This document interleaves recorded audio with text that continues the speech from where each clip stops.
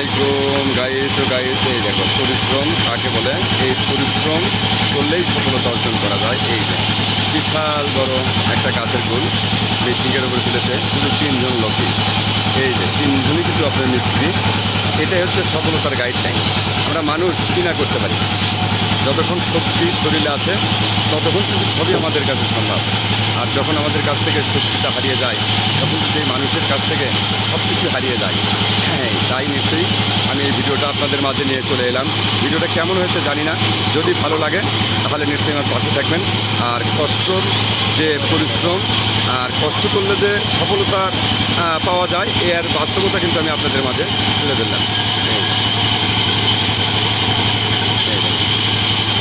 এটাই বলে হচ্ছে সফলতা,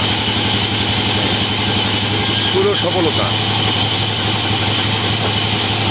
আমি আজকে কিন্তু সবাই মিলে এসেছি কাজ করার জন্য, নিশ্চয়ই আমার ঘরের কাজের জন্য।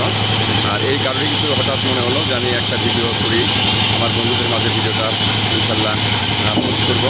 এই কারণে ভিডিওটা করে নিলাম। এই দেখেন, এই আমার কিন্তু অনেক কষ্ট হচ্ছে, অনেক মায়া হচ্ছে, কিন্তু তারপরেও যেহেতু এটা কর্ম, আর কর্ম করলে মাথার ঘাম পায়ে ফেলাতে হবে, তাহলে কিন্তু আপনি সফলতা অর্জন করতে পারবেন। সফলতার একটাই লক্ষ্য, আপনার কর্ম। কর্ম ছাড়া কেউ কাউকে কিন্তু কখনো চেনে না।